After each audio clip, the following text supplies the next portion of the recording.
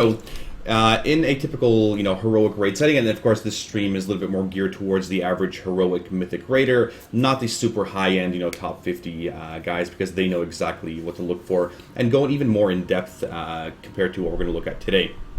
So let's take a boss, for example. You're formulating a strat, you're researching, you've done all the prep work here. Where did I have my little link for you guys? So I did make a blog a long while ago, on prepping and how to prep for raiding in general, and we covered topics like go through the dungeon journal, go to strategy websites, Icy Veins, Mana Flask, YouTube videos, looking for guide videos on a certain fight, getting advice from really experienced players, see what they do. And I still go to different players and ask them for advice. What do you do as a paladin here? Give me some tips, things like that. And the big one was logs, and we talked about spreadsheets as well. I showed you guys a couple spreadsheets there, PowerPoint presentations, graphics, images. But there's a link to the blog down below there. But we're going to talk about logs a little bit more now, because we did a whole segment on the Warcraft logs. We didn't cover enough, and it was 3 hours, hoping it won't take an hour. With Warcraft logs, it is fantastic. It is a great tool, one of the best in the last few years on analyzing performance, seeing what's done really well, what's done really poorly, or what you can improve on in general. So we're going to go to Warcraft logs here, and I'll pull up the regular Warcraft logs website. This is me right now logged into to my account here, and of course I got my personal logs here that I have a lot of the stream raids, and I've got the my guild ones as well. So let's take a fight like, I don't know, Gruul, for example. You can look at a fight like Gruul and see what people are doing right or wrong, how many healers they bring, what kind of DPS they bring, what kind of general strat they use, just by looking at Warcraft logs. Now, I had one saved here for you guys. Okay, this one. So this is my guild's Gruul from this past week. Right here. I'll try to zoom in for you guys a little bit more as well. Hopefully that should be okay. So this is Gruul. Took us 5 minutes and 13 seconds to kill it. This little blue section is where we heroed or cast heroism, bloodlust, whatever. Now, why is that advantageous to cast heroism at the start of a fight? Well, because all of your procs, all of your pre-potions are ready to go, and generally you have your big cooldowns ready for the big burst. That, in conjunction with heroism, is why heroism is cast at the beginning of a lot of encounters. You can see that in a lot of logs. Very few guilds would actually heroism during the end of the encounter, because it's not, it's a big DPS race. There's no real advantage to doing it. So it gives you our breakdown here. We have this many tanks, this many DPS, this many healers. So we opted to 5 heal this fight. We could probably 4 heal it as well. We can get away with that just fine. Some guilds do 3 tank it, and that's fine too, but you have to understand why they do it for the different debuffs. So before you go into Warcraft logs, you should have gone through the dungeon journal and gone through the different abilities on, let's say, Gruul Mythic. Okay, what is new on Gruul Mythic? Well, the Inferno Slice, if it fails to hit at least 4 targets. Now, this was a change that was made in the later versions of Gruul, because people decided to solo soak it. And we tried this in beta too, where we would bubble or bubble taunt and just have one person soak it and go from there. So we make paladins really strong. Now, the new ability that is on Mythic only is Flare, right? It's a big hurling fireball that goes out on Gruul and hits people and gives you a fire debuff. The issue with that is Flare gives you 20% fire damage increase alongside Inferno Slice. That's going to be a bitch to take. But it's split evenly among people that are in a cone. The thing is, if you have less people in the cone, you take more damage. If you've got a Flare on you, you're probably certain to die, depending on the strat that you work with. So let's look at this really quickly here. So we have 2 tanks. We have 5 healers. We can look at a healing breakdown, damage breakdown. This is the average, a fairly average Mythic guild, and how our DPS was. It is a high item level too, though, so you have to remember that, like, Marksman 700 item level. These other guys are 698, 697, 694. We have a 690 in here as well. We had an applicant in that week. A couple apps, 687 here. So, it was an okay. Like, we test a lot of apps on farm content, see how they do, how quickly they learn these things, because it's not progression. You just have to be quick on your feet. So, that's how, in general, the DPS did. And now I'll take a quick little aside here, and I'll go to I mean, if you're wondering what DPS do the best on that fight, if you go to Blackrock Foundry, go to statistics, we can go to Gruul. It tells you the average DPS of the mages, of hunters. You know, it tells you generally what are the best DPS to bring for that fight. Now, you want to look at higher percentiles for Warcraft logs, not necessarily lower percentiles. Like 10 percentiles, nobody really cares because they're doing so little damage that it's not indicative of really good play. You see Ferals doing a minimum of 10,000 DPS. I'm pretty sure I could do 10,000 DPS spamming Denounce and Holy Shock, and then being a Shockaden, right? So don't look at 10 percentiles. Look at something around 90th percentile. This is a little bit more realistic for the average Mythic Raider. You know, the top 200, 300, 400, 500 Mythic Raiders, or even a lot of you guys that are just Heroic Raiders as well. So those of you that have questions, I know I will totally answer them. I've been reading all your questions here. Just save them for the end, and I'll totally go through everything. Just give me a bit here. So this is a breakdown of generally what DPS are better generally. I mean, if you have an exceptional Destro Warlock or Demo Warlock, he may do better than your Arcane Mages or your Feral Druids or your Fire Mages or Beast Mastery Hunters. It depends on player skill as well, right? And that's where you have to factor that in as a guild and as a raid leader. Who should I bring as a DPS to this DPS check of a fight? You know, what their gear is, how they perform, all that stuff. Are they going to get hit by abilities like the Flare, the Cave, and all that stuff? So this is a quick breakdown of the average DPS. If you look at a fight, you know, that or a Gruul attempt that you're doing, and you know, you look at DPS as well over the course of 4 or 5 minutes. Is your DPS comparative? Are you wiping at 5-10% due to the enrage or wherever people dying? So here is our fight. Let's see. You want to look at damage just during heroism. So again, this is like a Warcraft logs basic thing. If you scroll and highlight this section right here, it pulls up just the heroism phase. So you can see here the mages have some incredible bursts with their prismatic crystal. In that 40-second period of just heroism, ours was a little late here by about it was about a second. It was fine. And these guys are pulling 100,000 DPS, right? Which is why if you look at a short burst, yeah, damage is high, but if you break that up over time, that's where the difference is. So don't compare a guild's kill at 5 minutes to your first 2 minutes of the boss. So I pull this back. Let's go to just the 2-minute marker here. There. You see these mages doing 60,000 DPS. Well, right here, you know, the average mage was doing 48,000. Does that mean your mages are godly? Not necessarily. I mean, you really have to expand it over the entire course of the fight and not just do the initial 2 minutes where burst is much higher, because it is broken down damage over time. So that is damage breakdown in a nutshell. We can look at healing as well. So let's look at healing first. Now, this is a pretty average breakdown, a pretty average setup. If you're a priest, for example, what talents would you run on Gruul Mythic? What would you run? Well, you can take a look here and see exactly what he's running. So this is Primetime, our current Discipline Priest app, and this is his healing breakdown of when he's casting shields, how many shields he's cast, 163, how many Divine Aegises, Prayers of Mending, Prayers of Healing, Cascades, all that stuff. You know, it's every little bit of breakdown. You can compare it to another parse as well. So what spec is this guy? Well, is he Clarity of Will? If he's Clarity of Will, he's clearly not casting it. If I pull up his armory now, I'll pull it up here really quick. Where's his armory? Take a little while to load. If I pull up his armory,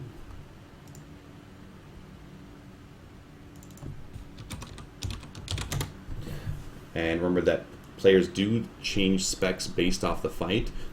So he's logged off there. In his shadow, he's logged off as Words of Mending, which is pretty indicative there. So he's running that over Clarity of Will, which is fine too. And there are some parses or some priests. We, for example, we ran 2 Disc Priests the very first week because we had really high tank damage. That's where most of our damage was going for a number of different reasons. Exactly. He doesn't want to use Clarity of Will on Gruul. Yeah, Words of Mending is stronger. It is. I mean, because you're having 7 people really, at a time take damage. nobody else should be really taking damage. You have 7 people, you need to quickly shield, shield, shield. It is a huge shield fight where you want to be proactive with damage and not reactive at all. So with Power Word Shield, you see he's casting that one. His current spec right now, he's Words of Mending. That being said, though, players will change specs based off the fight. There are, like I said earlier, we had 2 priests on our first kill. The one priest was doing the bitch job and just casting Clarity of Will on the tanks and the main soakers, whereas he was doing the actual shielding. So that is the breakdown of who or how he's healing. His breakdown in terms of what spells he cast the most or which spells did the most. Now you can also see who he healed. Who did he heal the most? Okay, who did he Power Word Shield? Now, looking at this, and this is, a bit of an eye-opener for myself as well. Dead Men, the tank, got a lot of shields. Great. Psycho got some shields. Primetime's getting quite a few shields too, which is a little bit strange because he shouldn't be taking that much damage, right? I mean, we can take a little bit more in depth here. When he cast shields on himself, he had, 10 casts? And how much damage is being shielded, because the strat that we run with, and I'll show you guys what strat we run with based off the logs, only surround people are taking damage at a time. So if I go to the problems page here, now the problems page here is great because if you're looking at your own logs, you can see who's using a potion. We're wiping a 1%. Who forgot to use a damn potion? We can see exactly who. Your DPS should always have 2 potions. Your healers, tanks as well, should be having 2 potions next to their name because you are using a pre-pot, which shows up at the start during heroism, right here, right? And then you have another potion when your cooldowns are back up at a relevant DPS time. So Lurchi missed one of his potions, Roshi missed one, I missed a potion as well, Brandon did 0, and Karnik did 0. While Sparty, I'm a healer. I don't need to use potions. I'm not running out of mana. Oh, is that so? I'll tell you right now, self-critique, I should have used a mana pot. If I'm not having mana issues, I should have cast a mana or a spell power pot rather, and been able to heal for stronger heals to make sure nobody would have died. To lessen the overall healing requirement for the rest of my team, because we are a healing team, not just Sparty the healer. This shows you as well who used health stones and healing tonics. As heroic, normal, mythic raiders, please do not ever use health stones ever again. Take them off your bars. You don't need them unless you're actually PvPing.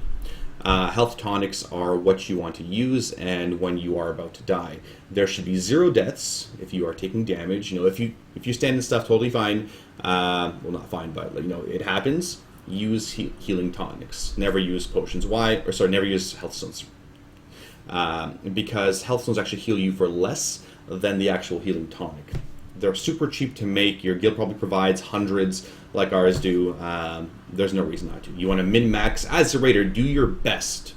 Do your absolute best here. Now, if you look at problems, why did somebody die? This shows you fallen people died slowly over 10 or more seconds, lack of sufficient direct heals, or excessive damage is usually the reason for these deaths. Blastoise died here, the mage, to falling damage. So what happened exactly? Well, he was casting. He had the overhead smash. For those of you who don't know what the overhead smash is, it's the big ability here. It does 312 nature damage. So it does a big frontal attack wherever somebody's facing. If he's facing you that time, you move away, then you keep casting, then you run back to your spot. That's how you deal with overhead smash. Now with overhead smash, the further you are away from Gruul, if you do get hit, it may not kill you. Because you can see here it did not kill him. However, you take falling damage, which is, a big no-no. Don't take falling damage, right? And the further you are out, the higher you go, the more you fall for. You got a double int pot? Yeah, you double int pot. Isn't that what I said? Into potions? Oh, never mind. That's what Keiko said. Okay, yeah, double int pot. So that shows you he took damage. What can you do to fix it? Next time, stop your casts and move. We can look at a breakdown here in a second of why he died and if he was casting spells during that point.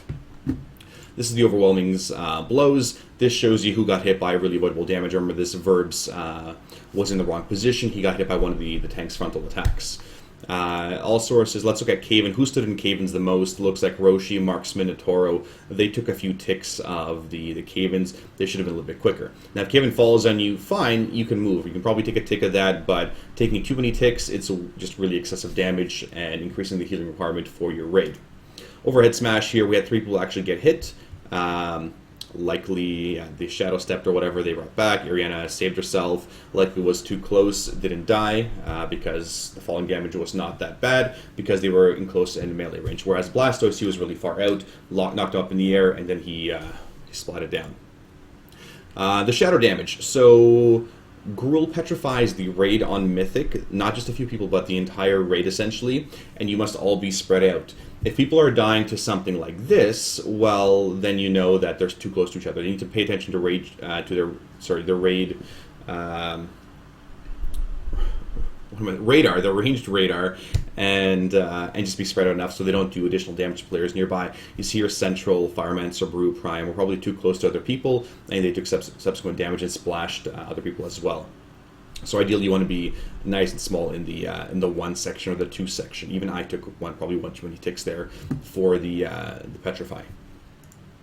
And here at Flare, people that get hit by Flare. Now this mechanic is again really avoidable. You don't want to get hit by Flares ever. I got hit by a Flare on this fight. It did 92,000 damage. I remember this incident this past Tuesday. I got hit by a Flare, and then Inferno Slice was coming up on me soon. So I had to use my big major cooldown, Divine Protection, to reduce my damaging by 40%. That's when you use your big cooldowns. So this people again got hit by the avoidable damage. Now for Gruul, there's different strats of how to do Gruul, whether you want to 3-tank it or 2-tank it or use 2 groups, or you want to soak 2 on one side, 2 on the other side.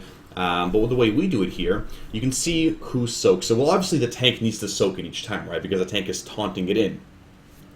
But this shows you each Inferno Slice who took damage. Now, the first Inferno Slice went to Dead Man, our tank, and went to 1, 2, 3, 4, 5, 6 other players. Good. You want to hit at least 4 people. Remember that mechanic that we talked about earlier? The Inferno Slice mechanic, if it hits less than 40 people, he gains a lot of rage. And you don't want him to gain a lot of rage. Don't make him angry.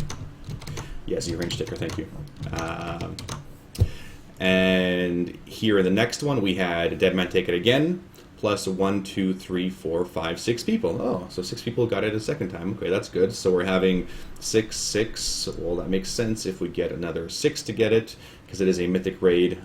So in the third stack, at 36 seconds, because he does cast it every 12 seconds, roughly, he cast it on Schaumburg, Sparty, and Deadman.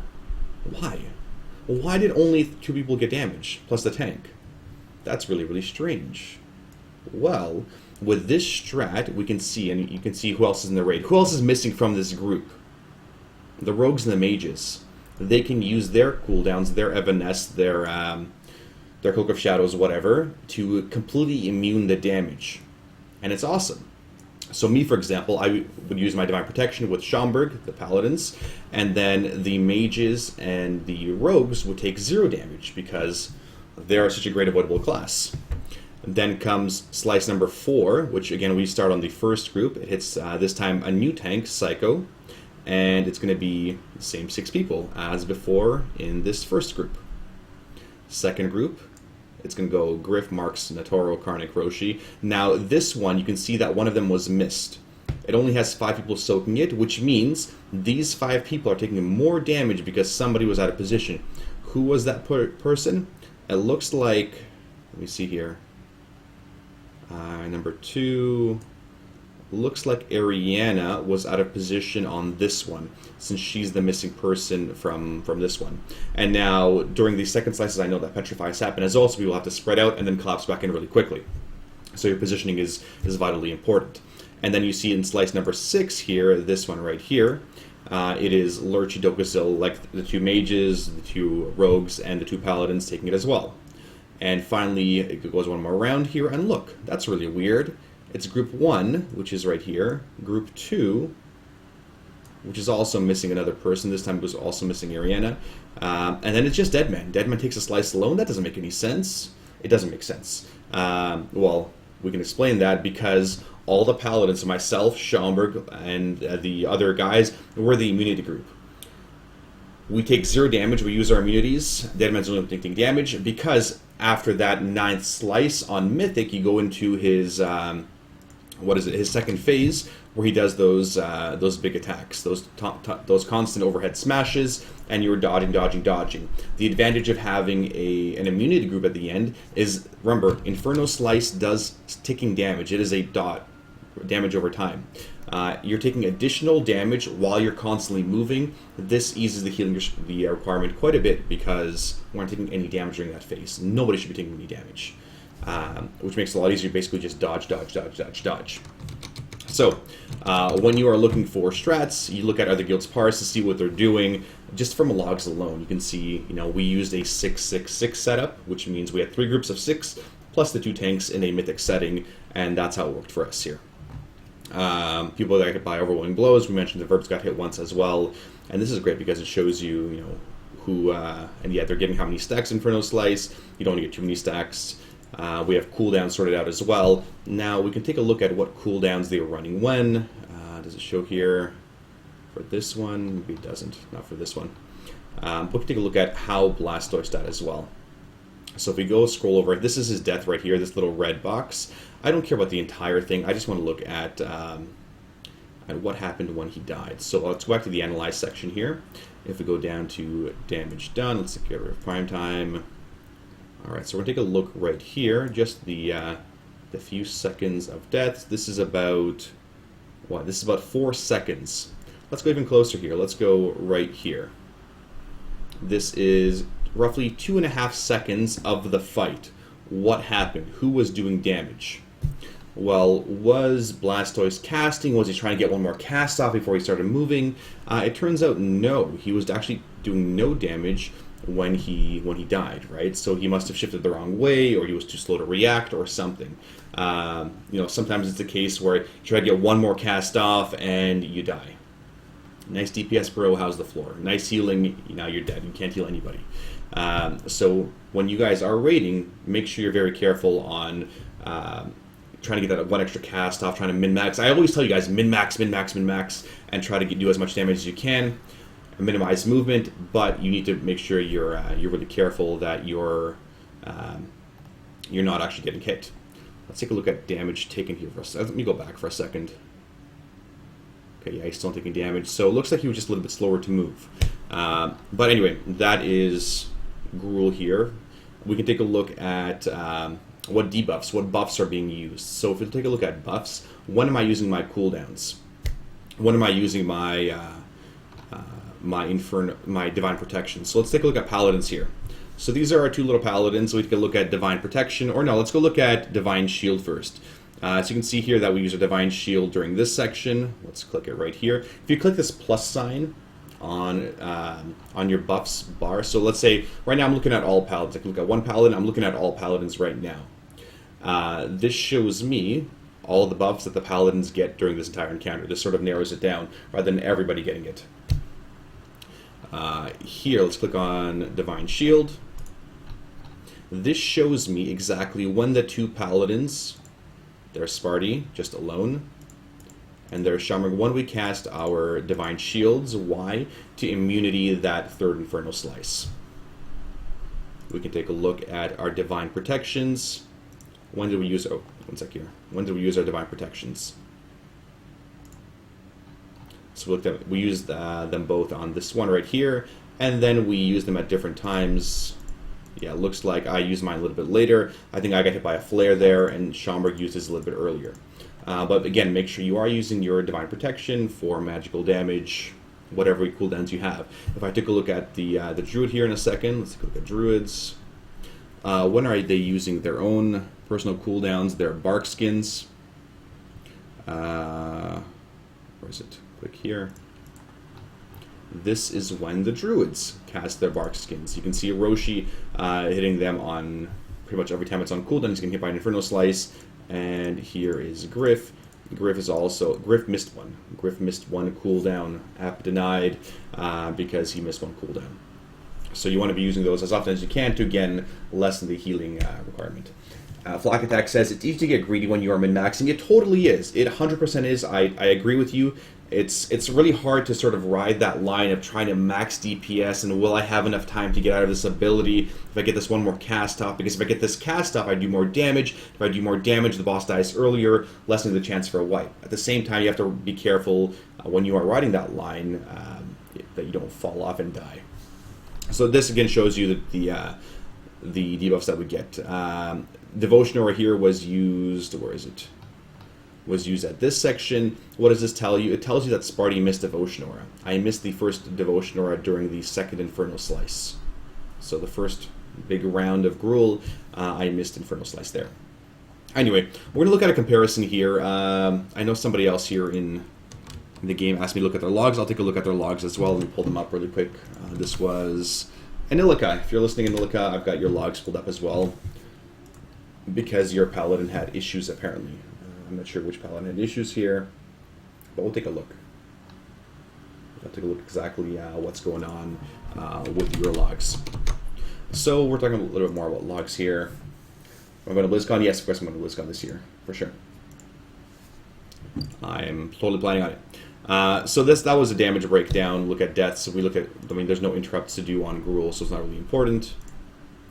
Resources. If you find that you're running out of mana, well, let's take a look at mana here, not hit points. Look at mana. Let's say you're part of a healing team, and you're constantly finding that you're running running out of way too much mana.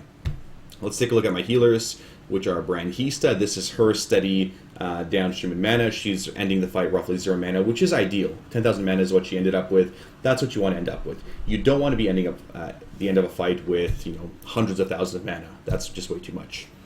Because you could have healed more, you could have healed more effectively. This is Prime Times. This is Roshi's. Roshi ended up with a lot of damage or a lot of mana, which means he probably could have burned more heals. Or we could probably drop down a healer and then we 4-heal it, increasing our effective HP or mana. You see here this little up.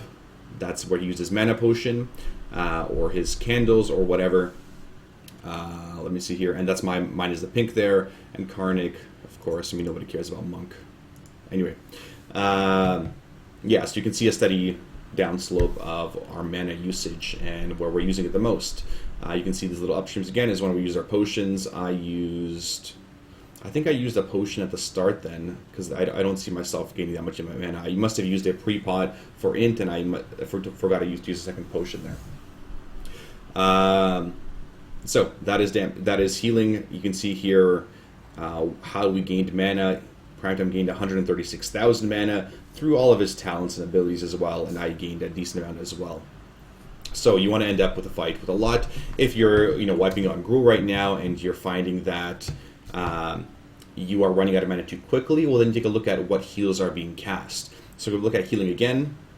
What kind of heals is Sparty casting? So here's a quick breakdown. Does anybody have another mythic? Let me pull up another mythic log here. I think I had one ready. Starmag, Gruul. I guess one would be okay. Oh, damn it! These guys didn't do it. Let me pull up another Gruul log for you guys. Unless somebody has one nearby. Looks up to Blackhand. Had to cut the bads in the group and got him to the mythic. That's awesome. Congrats, Highburn. Congrats on Heroic Blackhand. That's fantastic, man. Nobody cares about Monk. Well, exactly, right? You just end the fight with that too much mana. Okay. Let me just find a quick little mythic Gruul log for you guys. And we'll compare what other paladins may be doing. Of course, these are probably really good paladins. Let's take a look at... maybe these guys have a paladin in their group. Fantastic. Okay, perfect. So this is another log. This guild is triggered on Mal'Ganis. Here's a Gruul log with 3 healers. Exactly, like we can be running a lot less healers. These guys are running 1, 2, 3, 4, 5 healers right now, and that's fine too, and that works with them. Now we can take a look at what the paladin is doing here. He's got Illuminated Healing near his top. I've got Illuminated Healing near my top. My Beacon of Light is high. His Holy Prism is really high. Now instead of switching back and forth like this every single time, making your screen flash, you can go to use the comparison feature on Warcraft logs. Essentially what you're going to do is you're going to double click this little code right here, and it's a jumbled uppercase, lowercase numbers, whatever. You're going to compare with your own. So go under compare reports, comparisons manual, compare report with URL. Click right there. Perfect. And now we're going to make sure we go to Gruul. All right. So this compares my guild's kill to their kill. It does both here. Look at healing done. That's how our healers wound up. So they had a holy priest, we had a disc priest. So we had a monk instead of, and they had a holy priest, which is why healing may have a bit of a different there. And of course, holy priests are essentially like resto druids. Now let's take a look at healing done through the paladins, or let's look at mana. How does the other guy's mana work out? Let's look at resources again. We'll look at just paladins here. Let's go Sparty. And then in the other one, we'll go, his name was Naxi, I believe. Okay, and we're going to look at mana. There. So in the... Yeah, perfect. So his mana was a lot higher during the fight. Mine was a lot lower. Why? We could look at different, different heals. You look at what gained mana. Well, I gained a lot of mana through Tower of Radiance, which means I was healing the tanks more. So the way Tower of Radiance works is when you heal Holy Light or Flash of Light on your beacon targets, you get a refund of that cost, 40% refund of that mana cost. I gained 41,000 mana that way. He gained 23,000, which means I was tank healing more. He also had his candle here and his Lay Hands glyph, which restored 10% of his mana. Quite a decent amount too. So let's look at healing done. We're going to take a look at healing done right now, and this in general is our healing breakdown. So, Holy Prism, his was much more effective than mine. Well, not too much more effective. Mine was just a higher breakdown. Mastery heals accounted for a decent amount, so about 4 million, so we're pretty close in that regard. How many Holy Shocks I got off? I got 60 Holy Shocks, you got 61 Holy Shocks off. Again, Holy Shock is a little bit random with the enhanced Holy Shock that you do trigger. Looks like he's running the Tier 17 4-piece as well, because we're both using Light of Dawn. We're both using... Where's mine? Did I not use Holy Radiance at all this fight? No, I did. Maybe I didn't. I suppose maybe I used it a couple times there, and it wasn't that effective, whereas his was much more effective. I may have used Holy Radiance at the wrong time there. So you look at healing, what's casting, what are your most mana-intensive spells? Well, Holy Radiance and your Flash of Light are your most mana-intensive spells. If you're using them incorrectly, you're going to burn through a lot of your mana, and that's where you might have mana problems as a healer. Looking at Light of Dawn usage, that was fine. Again, that's based off procs. He had more Light of Dawns. But again, you have to look at the healing composition, right? I could also just be a little bit more specific here. This is just the same fight duration now. So he might have a couple more extra casts off because the fight was 30 seconds longer for them, whereas it was shorter for us. That being said, what is the metric of a good healer? How do you know you're a good healer? Well, here we had Blastoise die from falling. Could I have prevented that? Probably through casting Blessing Protection on him, through him slow falling, through him calling for Blessing Protection, or getting bigger heals on him or something. Probably. Here where they have issues with people dying from Inferno Slice. So looks like their monk died to Inferno Slice here. Then they had the mage die from Inferno Slice. Then they had their monk die from Inferno Slice again. And here they had their Death Knight die to Overhead Smash. Now, how can we do better there as healers? So given that we talked about this other paladin, Naxi, having a ton more mana, how could he have potentially saved the raid more? Again, you don't want to be ending a fight with 80% mana. You want to be ending the fight using most of your mana pool, not necessarily not all of it, but a good majority of it. So could he have cast better heals, given that you're a paladin and your shields are proactive shields? Could you have burned through some mana, knowing that these guys can get big Inferno Slice or use a cooldown? Absolutely. We can take a look at when they cast Hand of Sacrifices as well. So let's take a look at when these guys are casting Hand of Sacrifices. Let's take a look at buffs again.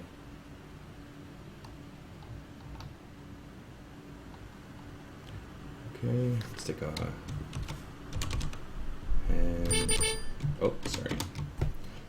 to look at friendlies, all sources. Okay, now this is just on me here.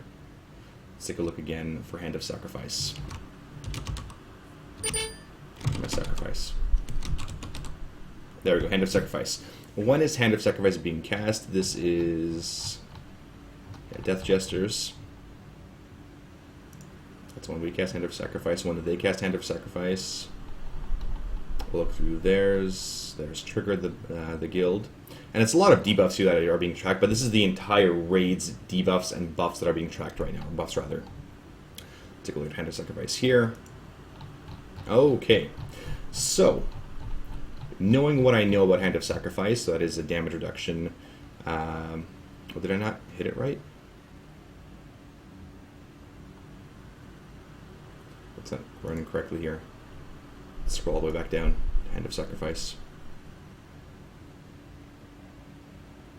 Defensive buffs. Hand of Sacrifice was hit 5 times on these guys. This must be theirs because it's not mine.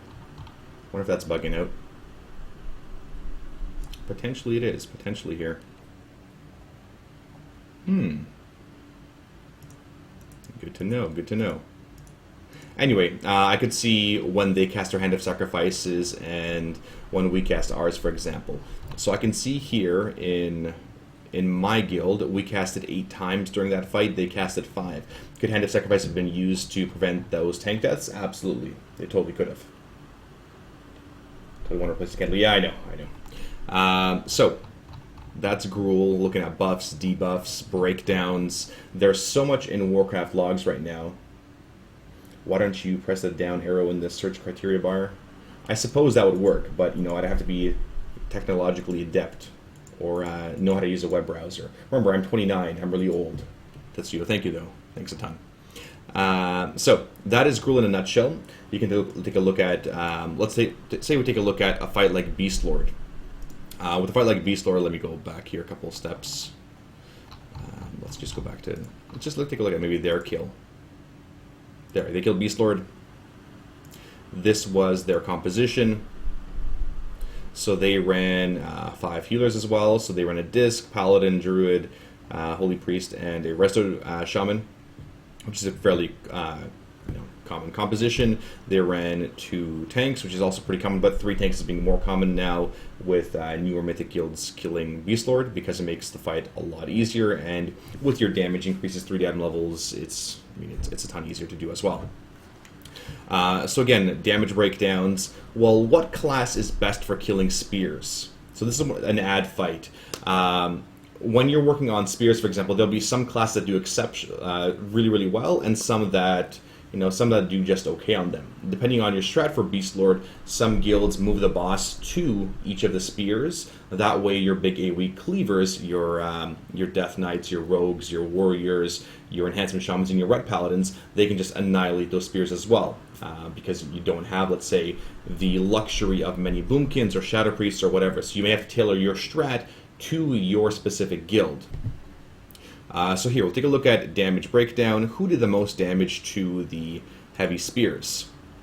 Well, it makes sense here that they had their Boomkin destroy them and their Shadow Priest. These classes do a crap ton of damage to the Iron Spears. Is it important to kill these spears right away? No, not until the, what's it called? The Dreadfang die actually, one sec here. Guy actually dies, because that's when the spears get more problematic. So, quick breakdown there. He's using Starfalls, Moonfire. Starfall pulls everything to kill his spears. Shadow Word Painting, Cascading. Really good cascades do a lot of damage to the spears. And of course, the more players you have that are dotting up these spears that are killing them, the less damage you will have as a player, because that 100 HP is broken down between more players. Just bringing that number down a little bit lower. Whatever the HP is of each spear. So let's say it's 100 damage, or it's 100 HP. If you have 2 players and one does 40 damage and one does 60, that's 100 total. If you have 5 players now, 5 Boomkins for some reason in your group, they're all dotting it up. Each of them will do 10, 20 damage until they all die, which means their damage will in essence be a lot lower. So That spear breakdowns, you can see that that Shadow Priests and Boomkins do really well, or at least they only had these guys assigned. They didn't have any Warlocks doing damage, or no Warlocks in the raid. The Hunters were doing very minimal damage to the spears as well. Here, Necrotic Plague, which spreads to everything, as Zariana says, was doing some damage as well. Here they were able to rake, cleave, Divine Storm, some of them as well, which made it a little bit easier. And of course the Hunter barrages. So that's really good on the spears. Now let's take a look at, why is my guild not killing Beast Lord? Why not? What kind of prep can I do for that fight? You have to look at damage breakdowns as well. So let's take a look at the damage breakdowns here. So it's an 8-minute fight. We know that it goes through different phases. The first phase, depending on which one you attack. Let's take a look at this section right here. The first minute of the fight. What are you attacking? Let's look at, are they attacking Beast Lord? Well, Beast Lord, before it gets on it, yeah, this is Beast Lord damage right here. Okay, this is just Beast Lord damage during the first phase, or the first 20 seconds before he actually jumps on his mount. And why are they doing the Beast Lord damage here? Well, at that point, he actually jumps on the his mount, right? And that's where you do damage. But you see these little ticks here? This is actually damage ticking on Beast Lord the entire time. So before he jumps on his mount, make sure you reply your dots, because those will still count as Beast Lord damage when he is on his mount. So this right here, let's scroll over to the next minute of the fight. And Beast Lord, of course, not taking a lot of damage. Let's see which one they did first. Did they do Iron Crusher? Yep, looks like they did Iron Crusher next, like most guilds do. Let me just pull this back a couple seconds. Okay, let's take a look at, no, not this one. And each of these little peaks are when those AoE packs come out. So, pack beasts. So let's go, before we go back to Iron Crusher, these are the class that did the most damage to the pack beast, which is a little surprising that the Hunter did so much damage. Yeah, Barrage is amazing, and he's got a Beast Cleave, Ragdouche pet. But other classes do exceptionally well. They didn't have a ton of AoE here. The Rets would have done quite a bit. The Combat Rogue should have done a little bit more, but they didn't have a ton of potential cleave on these. The Barrage was just annihilating them. And you see each of these peaks, that's when those pack beasts come out, and they just destroy them, just super quick. They stayed alive for what? About 15 seconds. Still, it's a decent amount, but it's long enough to get your dots up and everything else. So let's take a look at Iron Crusher damage. This is when Iron Crusher is active. This point right here. Now, for something like Beast Lord, remember, on Mythic, he'll go from on Iron Crusher, whichever beast. So you go on Iron Crusher first, if you want to go Iron Crusher first. Then he jumps off his mount. And now you're dealing with Iron Crusher plus the boss. Well, what is the DPS priority at that point? You got to kill Iron Crusher. You absolutely have to. Now, you do want to maximize DPS, of course, but not at the expense of Iron Crusher having another tantrum up. So you look at players that are doing the most damage to Iron Crusher near the final burn phase, or are doing the most damage to Dreadwing or Cruel Fang, not just overall who's doing the most damage, because you can scumbag. You can scumbag on the pack beasts. Let's take a step back here for a second. Yeah, you see the Shadow Priest did a ton of damage, but how much damage did he do to the really, really important targets? Not a crap ton. Done a lot on the pack beasts here. Did a lot on, you can see the breakdown. Did a lot on the pack beasts, heavy spears, Beast Lord Darmak, a decent amount. A little bit on Iron Crusher, on Cruel Fang, but remember, his role on this fight is not burning down the boss or whatever. It is dotting up everything else. It is doing maximum damage elsewhere. Again, you have to look at the raid composition here. Classes that do really well on some of these other ones are some of the melee classes, or monks. Monks are fantastic because they put their little clones on the boss and they attack the targets themselves. So let's take a look back here. Oh, sorry, one sec.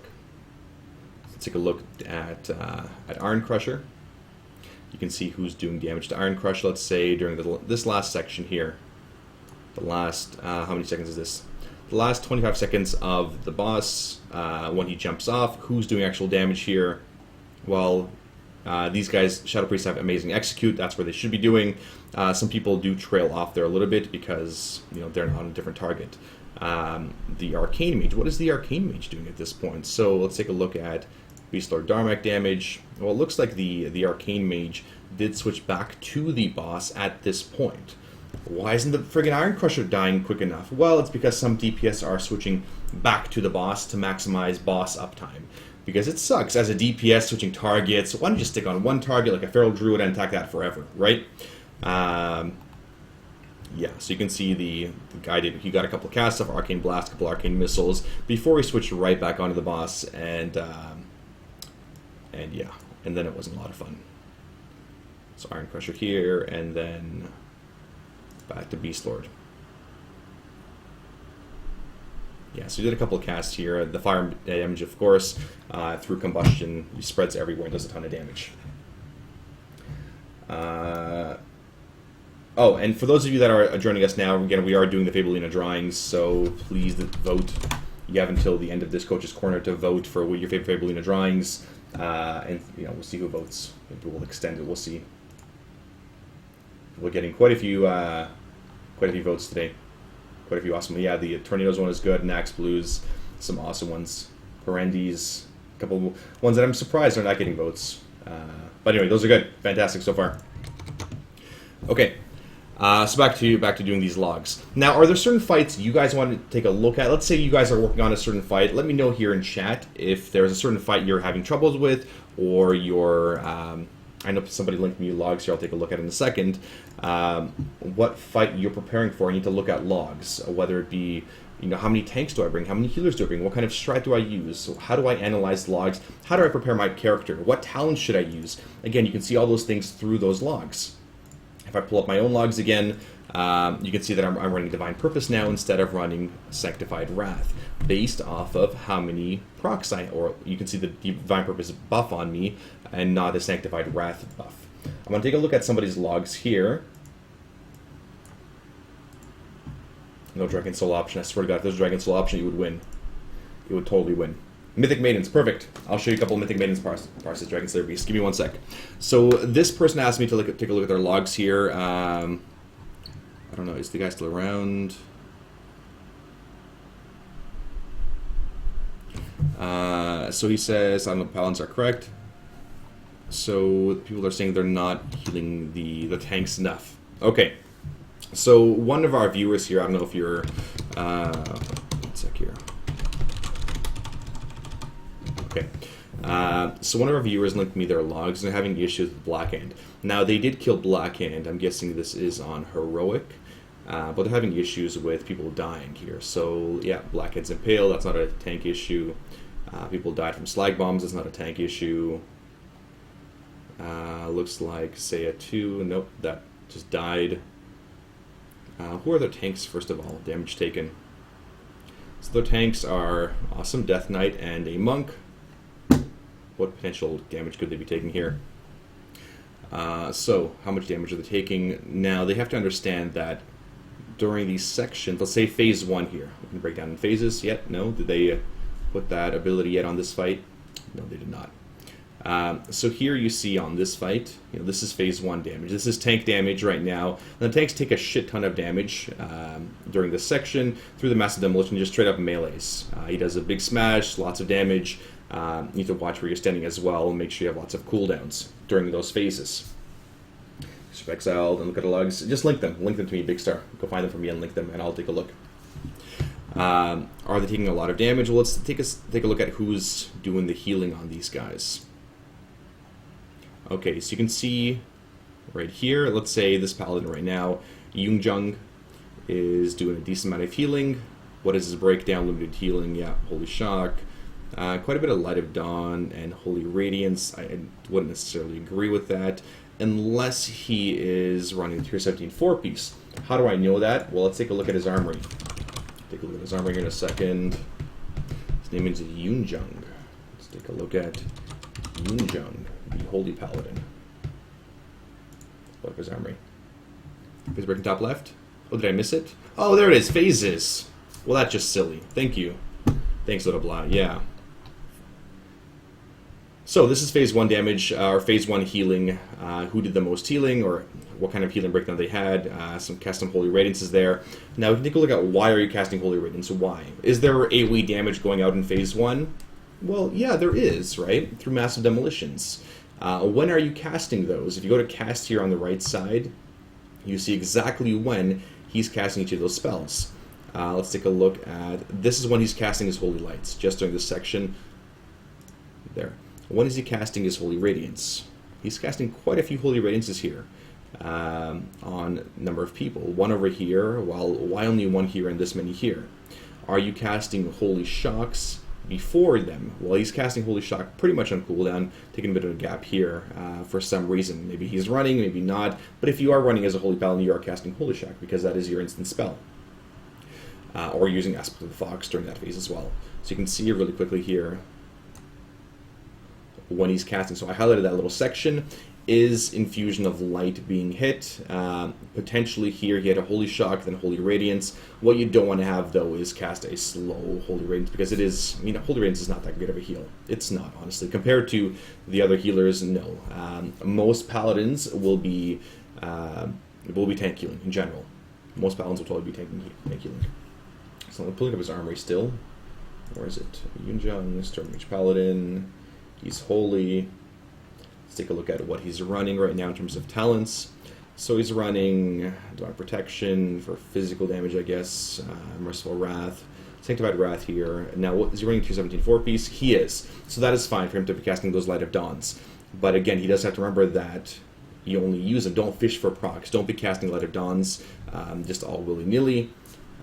Cast them appropriately. So here he had 4 casts of Light of Dawn. We can take a look at buffs as well, right? Excuse me. What is the... I'm trying to remember the name of the buff here.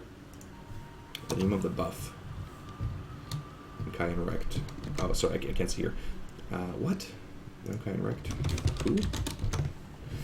Let's take a look at buffs here. Is it Lawful Words or something? What is it called? Lawful Words is the Eternal Flame, and the other one is called... Where are you? Light's Favor. Okay. There, perfect. So you cast that. Light's Favor. It shows you when cast that, you have 20% chance of Holy Power. Perfect. Okay, so that's when he gained it. He gained it right here. Let's go back to casts. Perfect. Okay, so I see when he gained this buff, and I told you guys to only cast Light of Dawns when you get this buff. When did he cast Light of Dawn here? He cast Light of Dawn a number of times.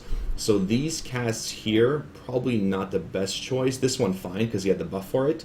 But these ones right here, these Light of Dawns, there's no real reason to cast it. It is such a shitty heal. It's a waste of... honestly, it's a waste of 3 Holy Power, or 1 Holy Power, or 2, or whatever he's running here. So he should have only cast Light of Dawn at this section right here. And that's breaking down that heal. But again, Paladins, mostly tank healers, lots of Eternal Flame, that's why you're running that talent. The only Light of Dawn that you generally use, I mean, there's a couple little exceptions of when you should actually cast Light of Dawn, but in general, the only time you ever cast it is when you have this buff up, Light's Favor. So, let's take a look at, let's take a couple steps back here. Okay, let's see who's doing the most healing. Couple steps back. Healing done. Okay, yeah, or wrecked him in my those ray tanks. Okay, never mind. It's not here. What's up? Do you want to watch Game of Thrones? I'm busy. Can you just like hold your horses for a second? I got to do this first. Get out of here. You're bothering everybody. So, let's go back here for a second. Healing taken. Healing done. All sources. Who is healing? One sec here. File Rune Weapon. Okay, that's who they're healing. Healing Trank, okay. And who is healing? Wrecked was the tank you were saying? Is that it? No, this can't be it. So I'm trying to look at it. Am I looking at this correctly? I think I am. it's a bit of a head scratcher here because you told me that, and this is just, the phase 1 here, right? This is just phase 1 in a nutshell. You told me that your paladins are complaining that the other healers are not healing enough. Oh no, you're absolutely right here. Yeah, so your complaint was that you had 2 paladin heal, and I compared our logs to yours. Good, I'm glad. It seems the other healers are having to put more heals into the tanks than your healers. 100% right here. They're doing barely any tank healing, like a couple Holy Lights, Holy Shocks, Illuminated Healing, fine. Beacon of Light, fine as well. If I take a look at, I don't know, I need to find... this party not cares not for Game of Thrones. So we can take a look at it afterwards. History is filming at the mouth for Game of Thrones. Take a look at my own logs here. Let's look at Sparty's logs. I'll compare with my phase 1 and my healing specifically, just so I can find that. Black Hand 25, Heroic. Perfect, okay. So this is my Black Hand parse. Okay, so this is mine specifically here. I'm going to compare it to yours and what your paladins are doing. So here, it looks like, we only had one. I was sitting out for this one, or I must have not been home yet. So we'll take a look at what Photon, the other better paladin than I am, was doing during phase 1. Go to phases, go to Blackforge here. It shows you his healing. Obviously, Prime does a shit ton. Disc Priests are doing just a crap ton of rate healing, right? So we can take a look at Rect, and the monk was Mkai or whatever. Yeah, and here the guy was healing the tank quite a bit more, which is good. I mean, that's totally fine. It also depends on when he's taking damage, or which of the sections he's tanking for. But here it looks like he was doing just fine for tank healing. If I pull up my own, and so we have Psychomantis and Deadman, our tanks. We love Deadman. Who's healing Deadman the most? Well, Deadman's healing himself. Honestly, Death Knights are so stupid OP with their own heals that they do a crap ton of healing themselves. Photon cast a few heals as well here. Our phase was a lot shorter than yours, you can see here, through less demolitions. Yeah, ours lasted about 120. Yeah, you guys took just a ton more damage there in terms of just in general. So let's take a look at Psycho. Psycho should have taken more damage there, and you can see that Photon did quite a bit more healing. He was the main healer on our second guy by a decent margin. Let's take a look at phase 2. Storage warehouse here, a storage warehouse as well. So who's healing? The monk. He's healing a decent amount here right now. Power Word Shield, Purity of Will, that's fine. Angry Wolf will probably be doing quite a bit more heals. Eternal Flame, just looking at a breakdown. And Photon, yeah, Photon's healing all warriors, never mind. Let's go back to Psycho. Who's healing Psycho during this phase? Yeah, again, Photon doing the majority of the healing. Lots of hots as well, but a breakdown. Let's compare these two fights here. Compare really quickly. Yeah, there's a highlight of me doing Proving Grounds. There you go. Yeah, take that out. Sunny Sammy, thank you, Midgets, for linking the other Proving Grounds. That's exactly me doing it, like on my second try. And how I use my cooldowns, and I explained everything for you. So take a look at that one. Okay. So let's compare these two parses. Compare here. We're going to compare to these guys.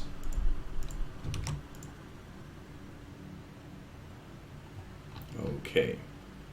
Not Hans and Franz. We're going to look at Blackhand.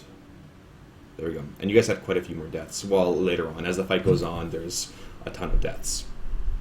We just have more healers than you. That's part of the reason too. We're running more healers in that fight, just because we needed to bring more healers. We brought whoever was available to that fight. But let's take a look at phase 2 again. And healing. I wish there was a way just to like sort tank, rather than like just a certain tank who's taking healing there. So this is our phase 2 in general. You can see here that, I mean, Yoon Jung is healing the tanks quite a bit, which is great. He's doing the most healing to those guys. Here, your Holy Priest is healing, the raid, the tank a little bit. This guy's healing mostly the tanks, whereas I think he should be doing a little bit more raid healing because of the Iron Soldier splashes. Angry Waffle, majority is doing tank healing as well, which he should be. And this guy, he's healing himself for a lot. I'm guessing he could be going up top for the smashes. You can see Rosha here, hots everybody, then himself. Loria did a lot of raid-wide healing. Primetime does the entire raid. Photon on the tank, Karnik on mostly himself. Yeah, Karnik is getting knocked up, right? That's part of the reason that he has so much healing on himself in this phase. He's getting knocked up for the platform. He's doing some healing up there to Galvin, Panzer, Ariana, and Deadman. And then Bran here, our other healer, is doing mostly tank healing as well. So are they doing enough healing? Yes and no. Let's take a look at the last phase. Okay, now in the last phase, I know there's no fun little graphs here to take a look at. Who are they healing the most? This guy's healing... Yeah, they're mostly healing the Death Knight, depending on how long this phase lasted. Photon is healing both tanks. Yeah, I mean, your phase lasted a lot longer because you had people die in that phase. So if I go back a couple seconds here, just go over the entire phases. There. So phase 3 is roughly around this section here where we both heroed. Yours was over here, I'm guessing. Yeah, Foss, you cast heroism, and ours is about a minute earlier. So our fight lasted about a minute 20 into phase 3. Yours lasted 2 minutes or so. But I mean, if you take a look at why people are dying, they're dying to slag bombs, the shattering smash, which you could be using cooldowns for, 2 impales, that kind of stuff. It's not necessarily tank damage. Could you guys be healing more? Well, I mean, with your composition, how many did you have? Let me take a look again. How many did you have? You had 2, 6, 9, 12, 15, 18. You had roughly about the same amount of people as we did. We had one more healer, which made it a ton easier. Like, it wasn't a DPS race for us. We overgeared anyway. But are they healing more? They could be. Let's take a look at casts now. What are they casting and when? How many casts did they get off? Let's take a look at phase 1, which is a little bit easier. Let's take a look at paladins as well. My paladins here. Oh, wrong one. Take a look at paladins. Photon in this group. Yeah, thank you. And healing. And then in the other one, let's compare Yunjung. There we go. So how many casts did they get off? Looks like Yunjung got more Holy Lights off, and it shows exactly who he's healing in this first phase. So he's healing with Holy Lights, the tanks here, which is fine. That's good. He's got 16 Holy Lights on him. Number of Holy Shocks, 1 on the Priest here. Holy Radiance is what we talked about earlier in Light of Dawns. I think he's the one that cast 4 Light of Dawns, right? Whereas Photon casts 2 here. Hit 12 people, which is ideal, because you want to hit 6 people at least. Hit 4, 24, that's fine. It's hitting multiple people.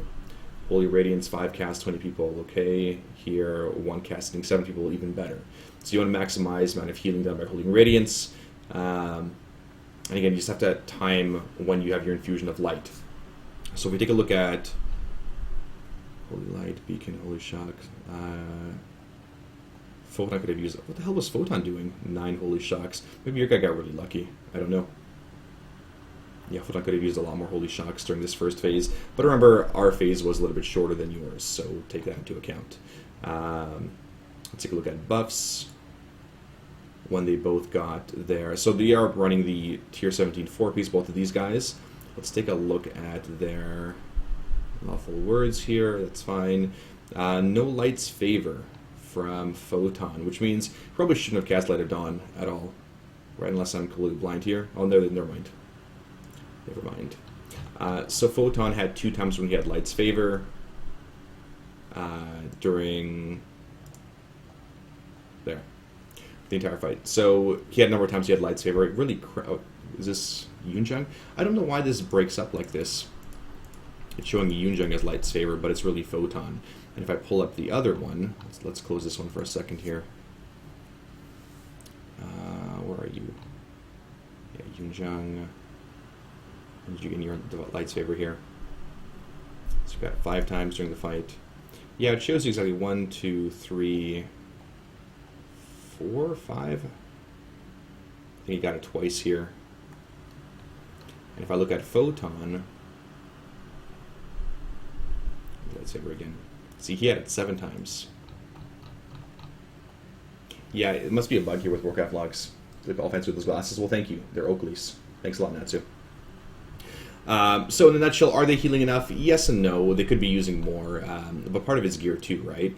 These guys are 689. That's pretty decent. Could be using more Hand of Sacrifices. Hand of Purity, yeah, we use Hand of Purity on that fight too. At this point, you know, we overgear it, but Hand of Purity is something we definitely used. I mean, looking at their gear, this guy's gemmed fine. He's enchanted fine. More crit, that's fine. How much spirit is he running? He's running, you know, 1,000 spirit. That's okay too. He's running the 2 DPS haste trinkets, whatever, which is okay. Ever-burning candle is probably a little bit better than this in terms of mana regen, but I don't think he's having mana issues. That being said, like they're healing them fine. It's not a huge issue. It's just use personal cooldowns, rotate them wherever you can. If you take a look at who's casting Hand of Sacrifices, right? If you're taking too much damage, use Hand of Sacrifices more liberally. That's why you're spec'd into, you know, Clemency as a paladin sometimes, or your Ret. You had a bunch of Ret paladins here, didn't you? Yeah, I mean, you've got 3 paladins, 2 which are holy, 1 which is Ret. Use those Hand of Sacrifices. Use Hand of Purity in phase 1. There's no reason not to, right? It's a 30-second cooldown, 6-second duration. Your tank takes less damage for that duration as well. So why not? But from what I saw, I mean, they're healing, you know, a decent amount. Could they do more? For sure, but we all could be healing more. Let's take a look at healing. You know, I'm going to compare the parses with each other. So give me 1 sec here to go a few steps back. It's Photon. I want to see just your parse. Okay, so back to yours. So we're going to compare one parse against itself. If I go to compare here, let's compare the 2 paladins in your guild. Right here. Let's go back to Blackhand. Alright, healing. Who's healing who? You can also see, you know, when I looked at cast here, right, when you do this little section, who they're healing exactly. Let's take out friendlies. Yunjang, sorry, I keep butchering his name. In here we can go, say a 2, I believe was the other guy. No, Angry Awful was the guy. There we go. So these are your guys in phase 1, let's say. This is phase 1 when they're casting their spells. There's so many spells they're casting, right? Holy shock. So you have to go through it quite a bit to see exactly what they're doing. But yeah, for sure, I mean, they can be doing a lot more healing. 16 cast here, Holy Shock 15, 14 Holy Lights. I mean, they're mashing their buttons a decent amount. Holy Radiance cast a couple times here. I don't necessarily agree with that unless they're getting Infusion of Light. I don't see the reason to cast the slow-ass Holy Radiances. Let's take a look at buffs.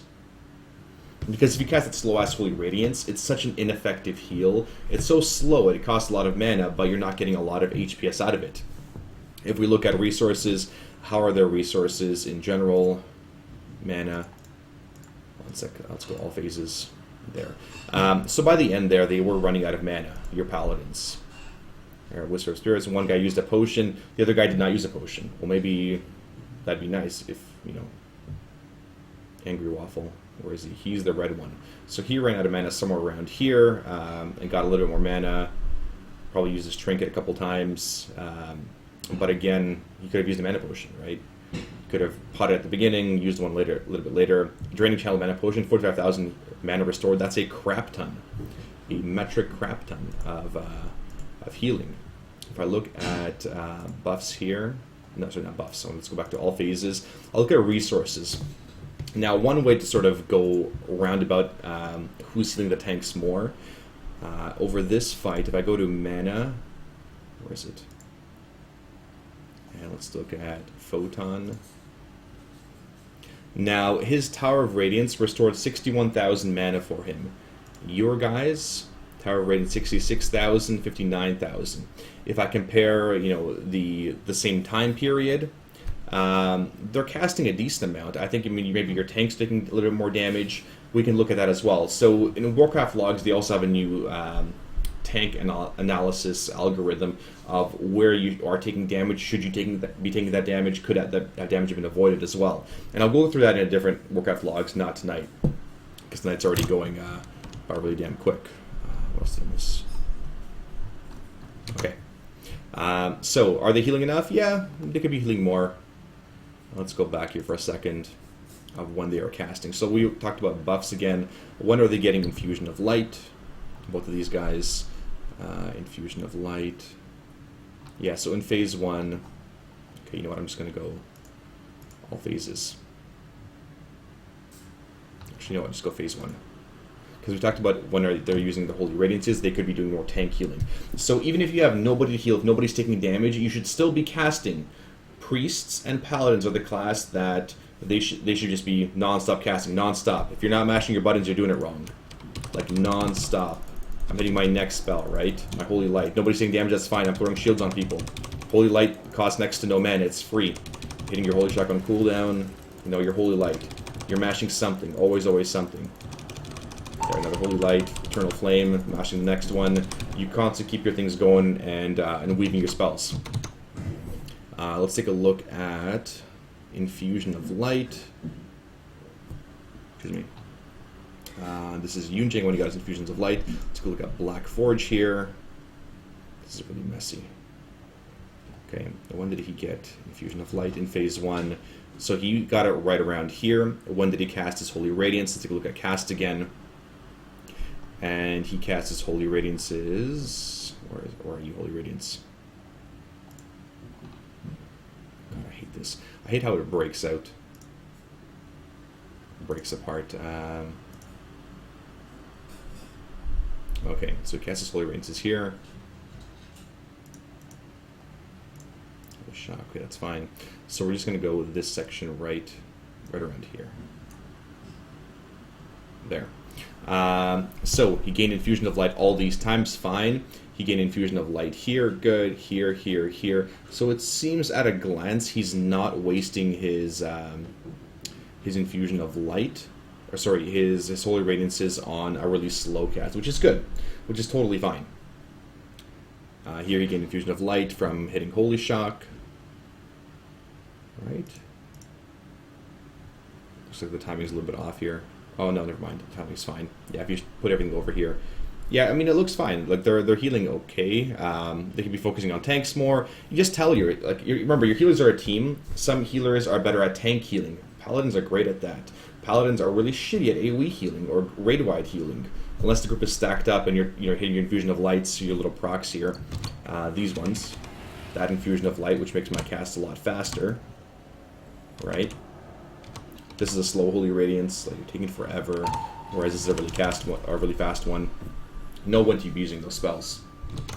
Yeah, I mean, they could be doing a little bit more, but I think they're doing fine. I think it's just more tank damage. If I look at damage taken, not these guys, but your actual tanks, how much damage they're taking over a certain section, maybe you could be using more cooldowns. So here's a question for you. When are you using your pain suppressions? When are you using your Hand of Sacrifices? Are you using them when the tank gets smashed? You know, are they using them proactively? If you look at buffs here on the entire raid, if I pull up again, let's see.